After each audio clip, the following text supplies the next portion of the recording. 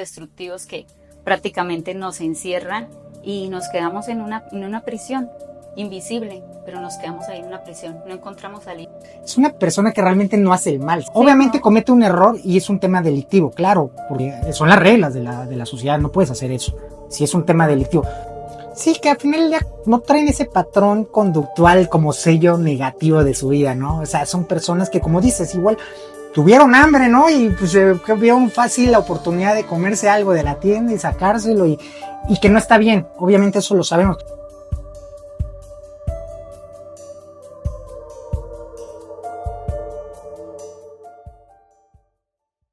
¿Cómo están, amigos? Otro programa más de Libres de Psicópatas. Los tenía muy abandonados, 6 meses sin grabar, me van a matar.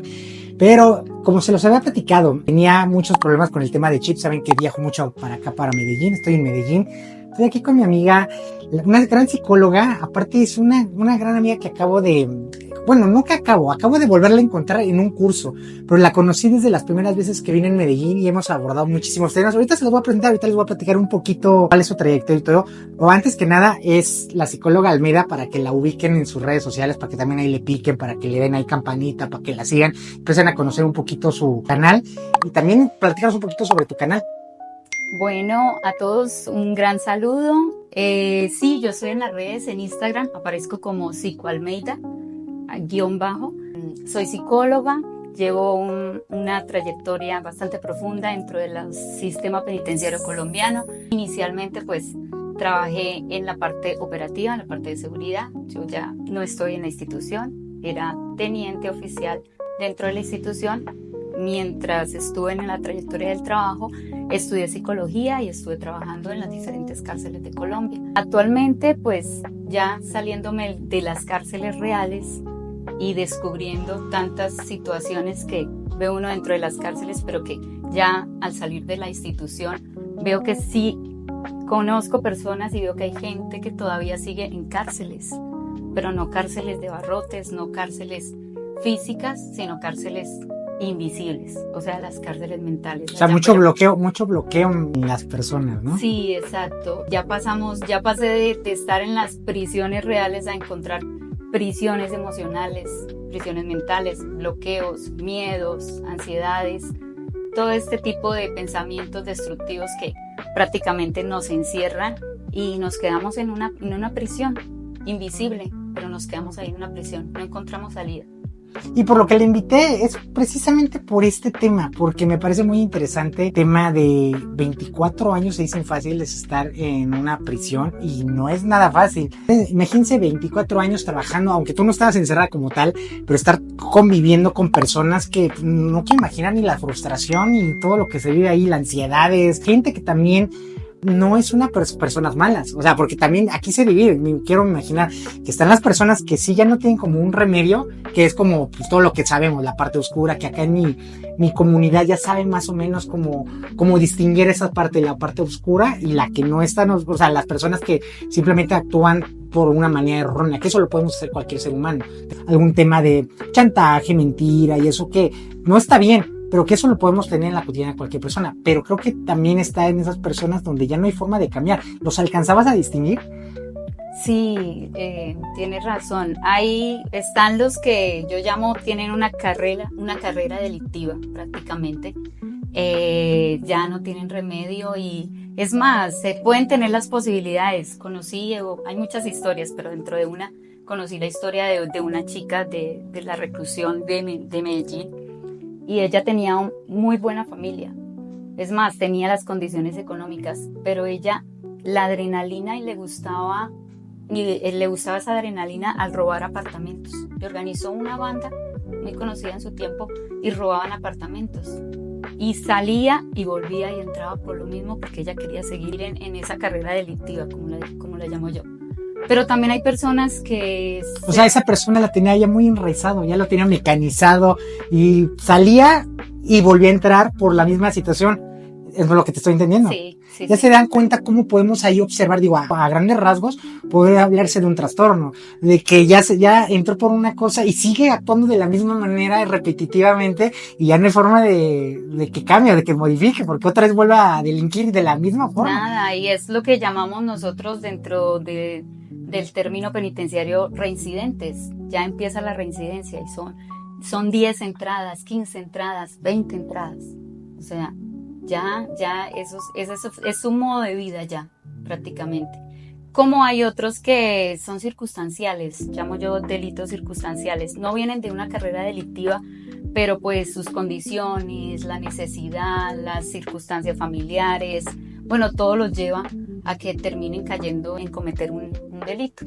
En un caso así como... O sea, es un caso aislado donde no es como tal algo que reincide, o sea, es un caso que por X o Y razón está ahí la persona. Sí, exacto. Por ejemplo, de una chica que conocí, que el caso de ella era fuerte porque la necesidad ella tenía 5 hijos, madre soltera, pues fue fácil que una persona la persuadiera y le dijera que la salida era llevar droga de un sitio a otro en un bus público normal. Lo hizo algunas veces, le funcionó, pues ella pensó que podía seguir hasta que cayó. Y entonces ya es una persona que al salir terminó su condena, no quiere volver a ese centro carcelario, al contrario, fue como tocar fondo y fue como un sacudón para que pudiera darse cuenta que no era el camino y no adquirir esos patrones delictivos. Es bien interesante esto que comenta, porque si analizamos ese caso que nos está presentando, es una persona que realmente no hace el mal. Sí, obviamente no comete un error y es un tema delictivo, claro, porque son las reglas de la sociedad, no puedes hacer eso, si es un tema delictivo.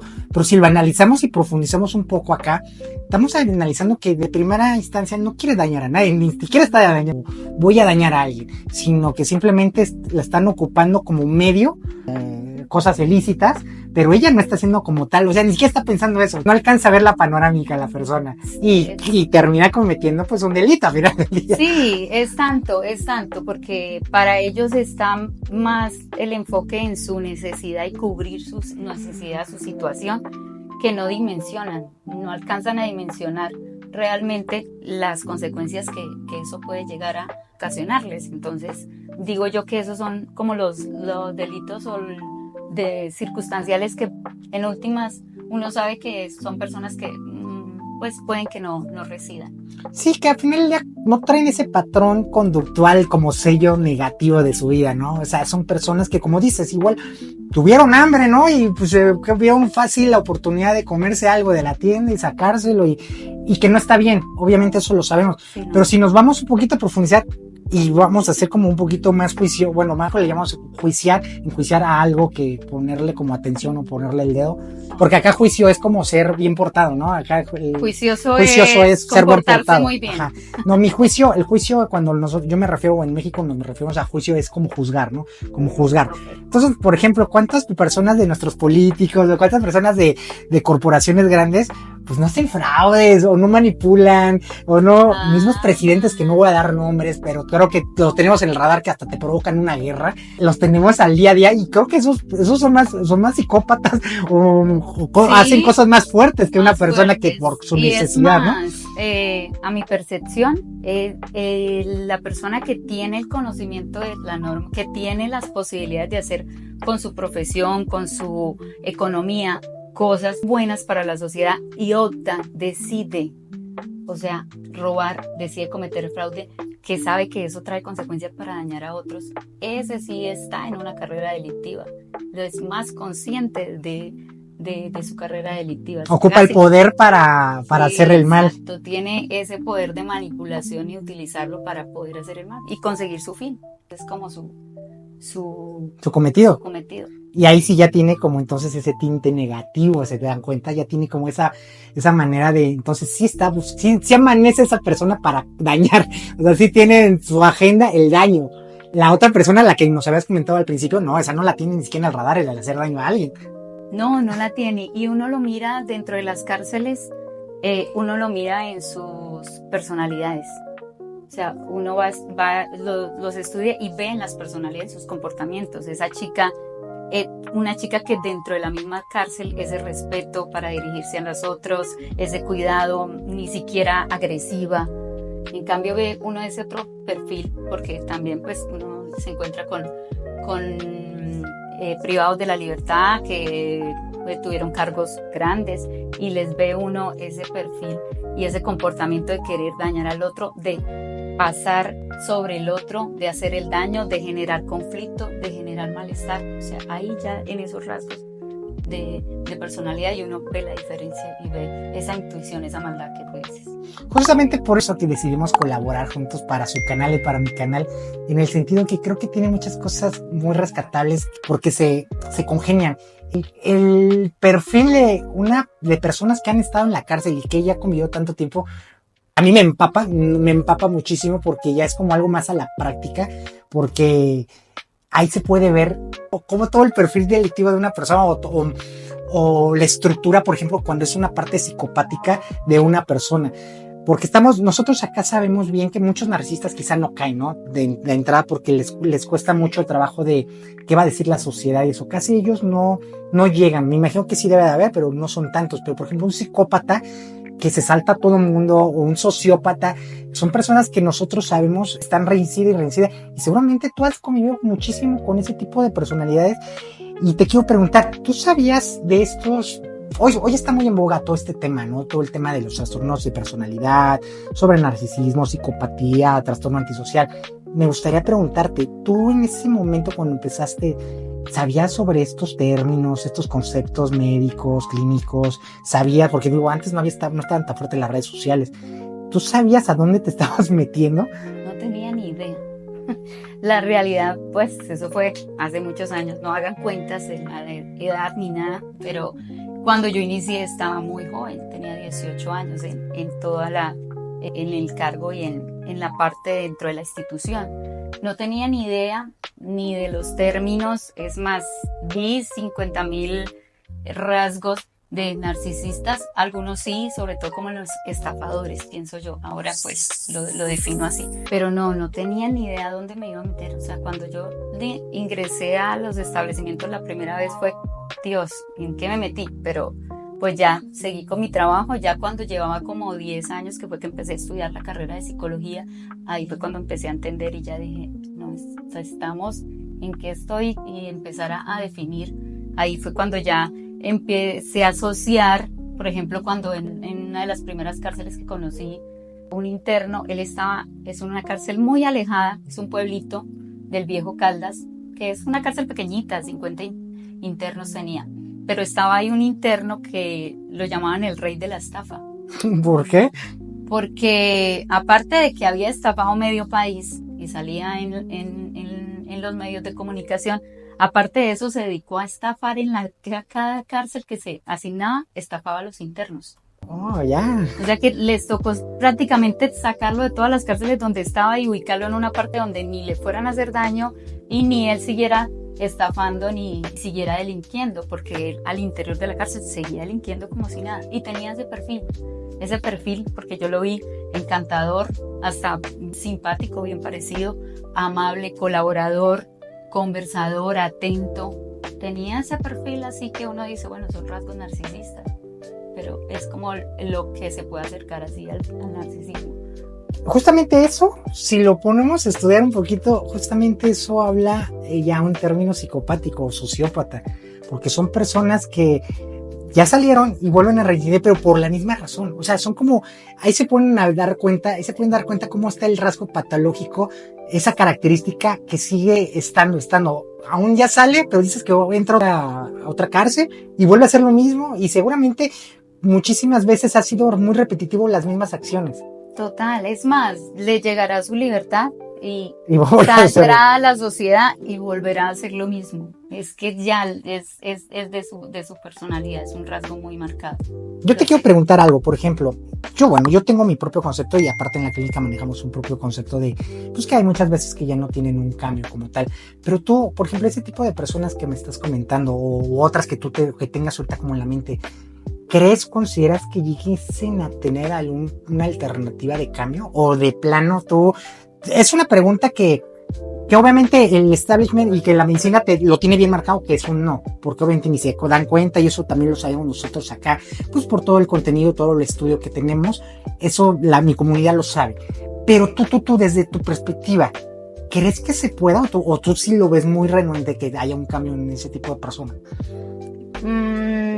Puede haber un cambio, pero en las personas que tienen esa carrera delictiva, que que llegan a esa carrera delictiva por la parte circunstancial, lo que llamo yo, ya por situaciones, por presiones, que no es tan marcado, pero por ejemplo, una persona que sea sicario, ¿sí? Que ya es un asesino prácticamente en serie, porque él es difícil realmente, es difícil para ellos poderse desarraigar de seguir cometiendo ese delito.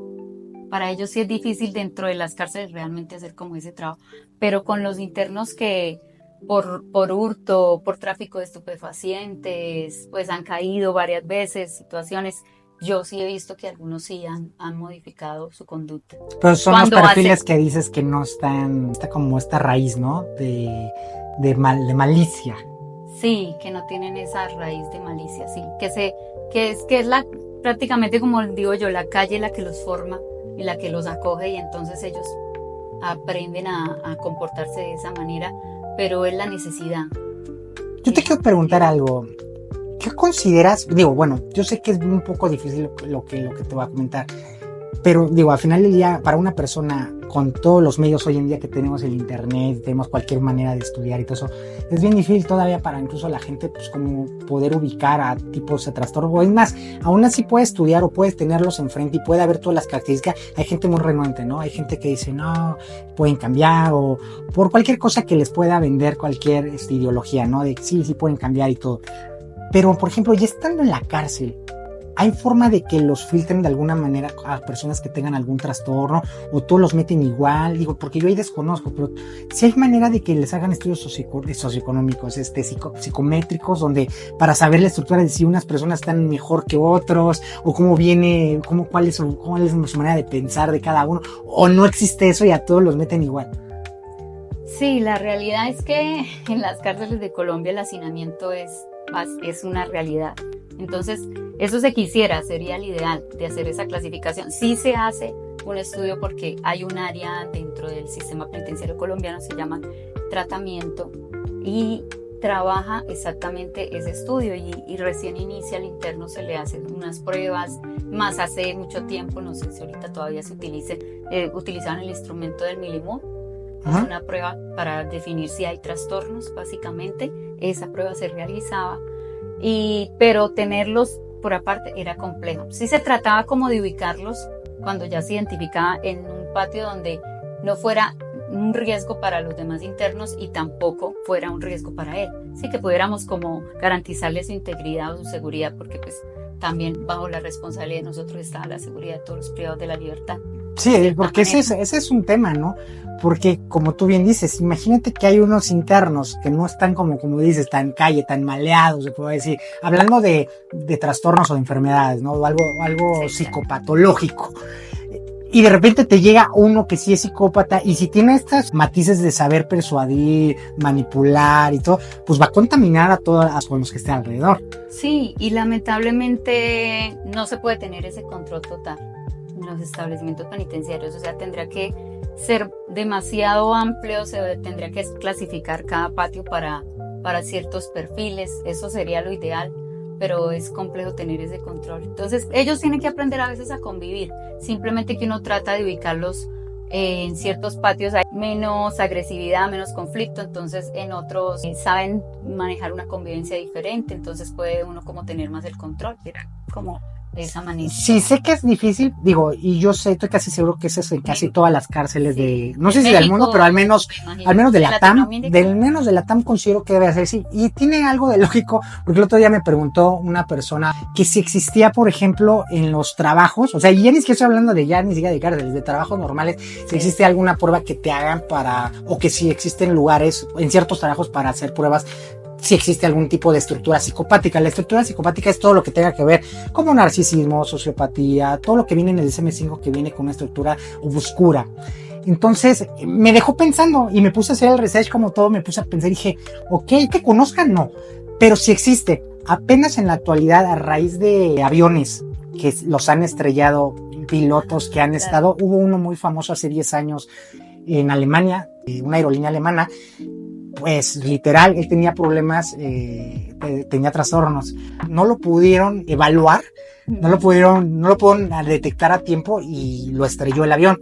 Eso nadie lo sabía, ya hasta después cuando ven en su casa cómo pensaba, cómo era cómo había contestado ciertas cosas que le hacen a los pilotos. Eso fue como dedujeron que él tenía pues, rasgos psicopáticos y eso fue bien interesante. ¿Por qué? Y esos son estudios bien perpicaces, porque por medio, es más, siempre les digo, para que una persona aprenda tiene que cometer errores, desgraciadamente. Cuando las aerolíneas mejoran en sus aviones para que no haya más accidentes, desgraciadamente tiene que haber accidentes para que se mejoren ciertas cosas. No se puede mejorar de otras formas si no es por medio de un accidente, pero es las mejoras, ya sea un tema eléctrico, ya sea un tema de que haya habido una falla mecánica, que haya habido un tema de algo en el ambiente, o como en este caso, que fueron fallas de controles a nivel interno de pues, la gente que contrataban. A raíz de eso ya todas las aerolíneas, por lo que tengo entendido, ya tienen como esos estudios sobre psicopatía. Entonces eso me lo hizo una pregunta, una paciente me lo preguntó y me puse a investigar y llegué a la conclusión de que sí, efectivamente después tuve amigos que le pregunté pilotos que me dicen que sí, te hacen ese tipo de pruebas para saber si tienes esa estructura, si no estás tan volado y que quieras pues estrellarte o querer algún día hacer eso. Sí, claro. Pero que yo desconozco, o sea, ya en otros trabajos yo desconozco, yo que sepa no. Entonces por eso digo, con ti menos razón en una prisión, pues muchísimo menos. Sí, pero sí se debe hacer. No, se debería. Sí, dentro de la ley del Código Penitenciario sí está dentro de los estudios al ingreso hacer como una ficha y hacer un estudio y esa prueba psicológica para definir, pero igual no están los medios, a veces también pues hacen falta muchos profesionales para que puedan ayudar y abarcar, porque si es una cárcel pequeña, 100 internos, 50 internos, se hace, no hay problema, pero tenemos cárceles de 8.000, de 4.000, entonces en el día pueden entrar 200, cada día se acumula, entonces, y un solo profesional o dos profesionales a veces es complejo. Sí. Ahora yo te quiero hacer una pregunta. Cuando nosotros salimos de una relación de abuso, porque estuvimos mucho tiempo, a veces agarramos ciertas características del abusador. A veces, pues, obviamente terminamos revolucionados. Cuando termina una relación es muy difícil encontrar la paz y la tranquilidad, y muchísimo menos cuando tenemos un estrés postraumático estamos como, yo le llamo como que estamos fuera de tiempo, porque no pensamos ni sentimos igual, estamos como descalibrados. Yo aquí te quiero preguntar algo específicamente. Tú estando, ¿cuántos me dijiste? 24 años en la prisión de alguna manera, pues yo sé que trabajando, pero 24 años, sí. ¿Cómo le hiciste para no agarrar características o ciertas cosas que se viven ahí adentro, pues de tanta cosa, porque obviamente pues, también se viven muchísimos abusos que ni siquiera me lo puedo imaginar? ¿Cómo te cubriste, cómo te escudabas o más bien dime si los llegaste a tener también, que tú digas, estoy agarrando ciertas características de ciertos cuates que están ahí adentro? No sé, tú platícanos, porque eso creo que es bastante interesante. Sí, pues precisamente por eso el método que trabajo en mi programa y que trabajo psicológicamente es precisamente para trabajar sobre esos bloqueos emocionales, esos bloqueos mentales, porque a veces circunstancias, bueno, yo estaba en un ambiente bastante hostil, muchas cosas, lógico, uno llega un momento y yo lo viví, yo sé lo que es estar encerrado, no solo, o sea, yo estaba no solo encerrada físicamente, porque laboraba en el establecimiento carcelario, sino que llegó un momento en que mi mente me encerró, me bloqueé, o sea, llegaron esos bloqueos mentales, esos bloqueos emocionales de decir, bueno, aquí yo tengo que actuar de cierta manera, ¿cierto? Yo tengo que asumir, yo fui oficial, yo ya salí de la institución como oficial, como teniente, tenía que asumir ese rol. Hay cosas que a veces es difícil para uno ser, ¿cierto? Yo decía, bueno, aquí me tocó asumir ese rol, pero esto no va conmigo, y empieza la mente a jugar.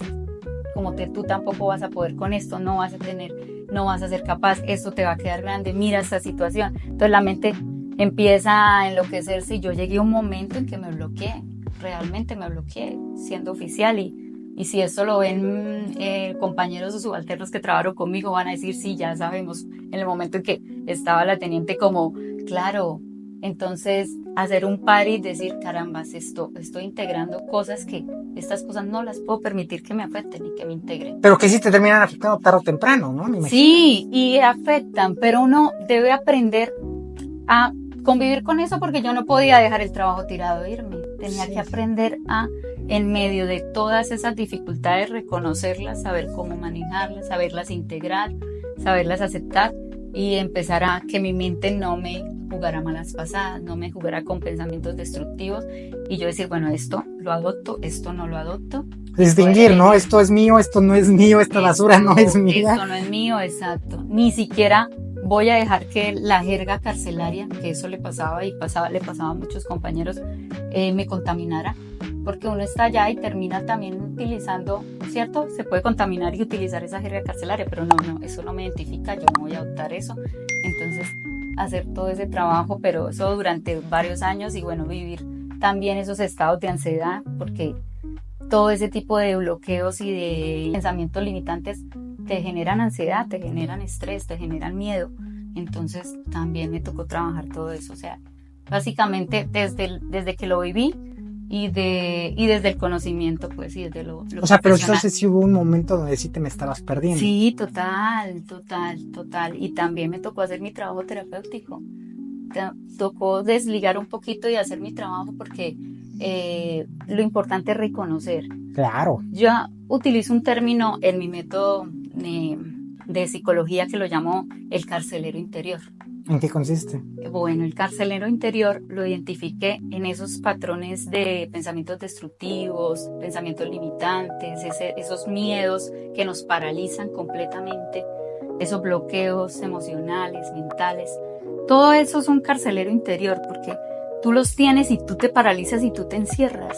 Y te encierras tanto, yo que lo viví, que ni funcionas en tu parte profesional, ni funcionas en tu parte laboral. En tu casa también te aísla.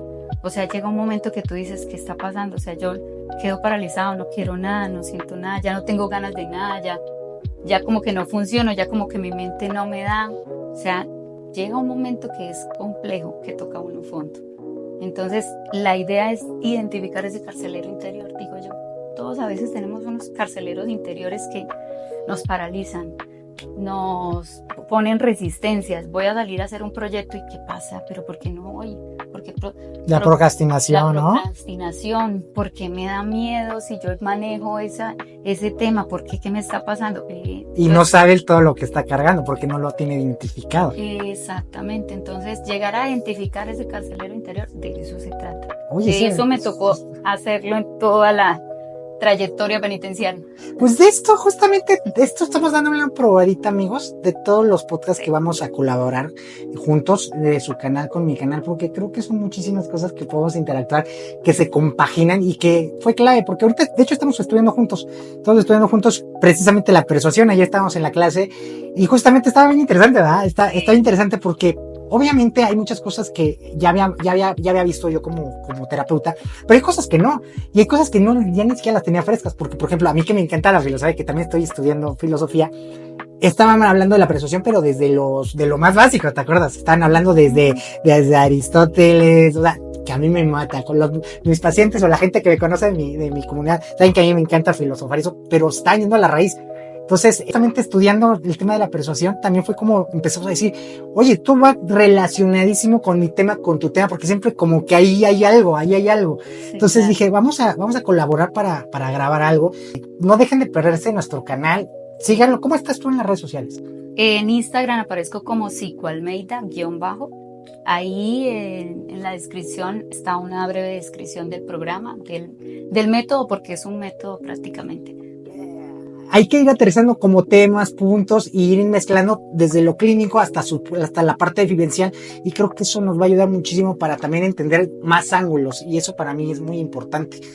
Sí, excelente. Esa es la idea, poder integrar las dos perspectivas, los dos métodos y sobre todo poder entregarles valor, ¿no? Que ustedes puedan identificarse, espejearse y decir, bueno, eso está pasando, eso me puede pasar a mí, y bueno, poderlos ayudar. Para la comunidad de ella, para los que no me conocen, ¿cómo trabajo? Nada más a simple vista. Ajá.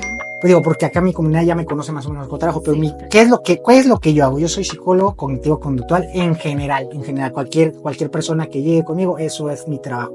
Pero ¿cuál es mi fuerte? Mi fuerte, a raíz de que yo también tuve que sacarlo, a raíz de un abuso de una persona psicopática, fusioné toda mi experiencia de vida, fusioné todo lo que me había afectado a mí en mi vida y también los errores que ahora sí que aprendí a identificar, porque yo era una persona bastante narcisista, no como un psicópata, porque eso ya no se modifica, porque muchas veces tiene que ver en un tema ya genético.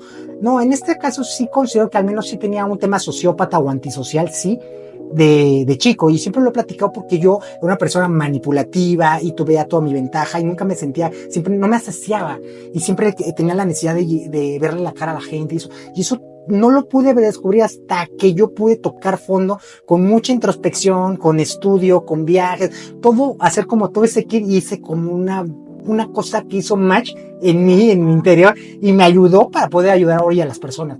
Pero es bien chistoso porque no nada más es como el estudio, ¿no? Es como también complementar todo lo que tú has vivido, que son cosas muy fuertes, consigo cosas, y ahí es donde tú aprendes si tú no puedes ser objetivo contigo, no vas a poder ayudar a nadie. Entonces es algo, bajar como las manos, o ser un poco más vulnerable, que eso yo lo veía mal. Y hoy entendemos que eso es parte importante de cualquier terapia. Sí, y uno lo ve mal porque de pronto en la academia, pues aparte de toda esa parte teórica, le hacen ver a uno que uno tiene que estar siempre como tan bien, que no le puede pasar nada, que todo lo hace muy bien. No. Somos seres humanos. Somos seres humanos. Y mostrar la vulnerabilidad también es complejo, pero bueno, se necesita para que las personas se puedan espejear y puedan también comprender su situación y ver que tampoco están solos, tampoco les pasa solo a ellos.